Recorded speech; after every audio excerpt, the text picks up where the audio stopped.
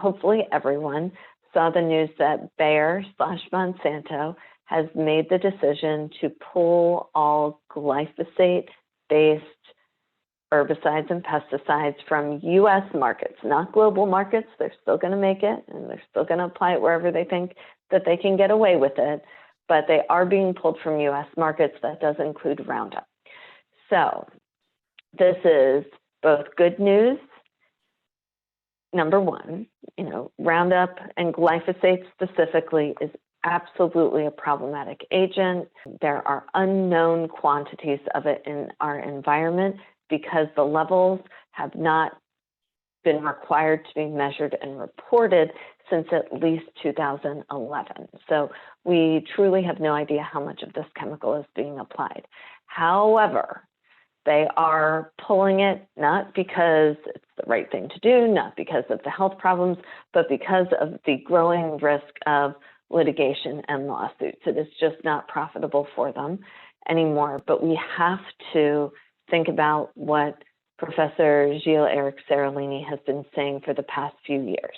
He has been anticipating that this is the point that Bayer and Monsanto would get to, that they are fully aware that this would be that there would be a tipping point with glyphosate, and that they have formulated this product accordingly.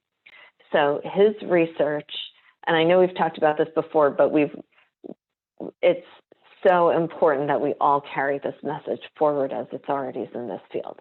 So his research, his independent in the lab research in France has shown, I think quite compellingly, that glyphosate is not necessarily the active ingredient in Roundup. And so when we look at the wording of this release, when we look at the wording of the lawsuits, it kind of speaks to what Professor Seralini is saying. And to lay it out again for anyone who hasn't heard me on my soapbox with this, or for anyone who's coming back and listening, his research shows that the inert ingredients, which do not need to be tested, labeled, or disclosed, have the same impact on the plants in the fields that the completed Roundup product has. That you can isolate the glyphosate and isolate the inert ingredients, and the inert ingredients create the same desiccant impact on the plants that farmers are looking for. Glyphosate in isolation does not have the same effect. Glyphosate plus the inert ingredients does. So there is something within the inert ingredients that is creating that desiccant, drying, killing effect. This does not mean that glyphosate was a red herring in terms of the health impacts that it is creating. We should absolutely still read what Stephanie Seneff and Anthony Samsel have written about this. We need to still be aware of it, and we still need to be monitoring it because we do not know how long glyphosate lasts in our environment, in our soils, or in especially our groundwater supplies. So we should continue monitoring and measuring it in our clients, our patients, and their environments for a considerable amount of time. However, we shouldn't think that everything is just okay now because this one product and this one chemical are off the market.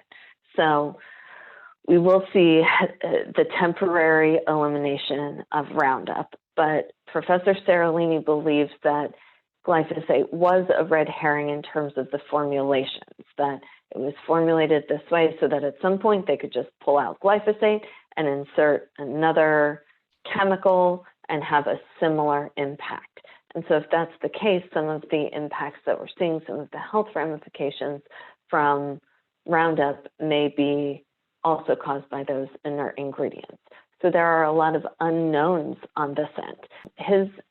His research also has shown that some of the more significant liver failure, kidney failure, and tumor formation being associated with Roundup may be driven by those inert ingredients rather than glyphosate. So again, we do still want to be on the lookout for what comes next from these companies.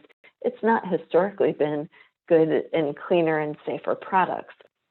So yes, it is good news. Yes, we should celebrate glyphosate being withdrawn, but we do need to remember that we only think that glyphosate is the active ingredient in that product because Monsanto said it was the active ingredient.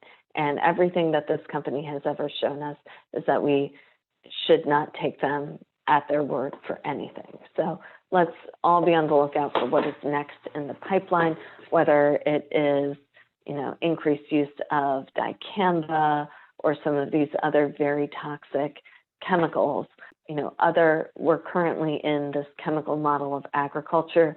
This does not signal a shift towards more organics unless we build momentum and encourage people to use this removal of the product as an incentive to move forward in safer means. We can't just roll into more and different chemicals that have unknown toxicity. That's a big part of how we got where we are in the first place. So we all have more of a platform than the average person does. And if nothing else, we are all ourselves consumers. So, and that is where the biggest change is going to be. It is not a legislative decision that got glyphosate out. Bayer looked at their bottom line and said, we're paying literally billions of dollars because of this. And more people are aware that, they could probably sue us for many more billions of dollars. So they made a financial decision. And we, as consumers, all have the power with our pocketbooks to shift companies through those financial decisions. It's through consumers, through our clients going, oh, you know what, maybe I don't want to pay to be poisoned. That's going to make the biggest difference for us. So, not to say never legislate, not that we want to discount that. There's a lot of red tape, and we can make a bigger difference much more quickly with our pocketbooks.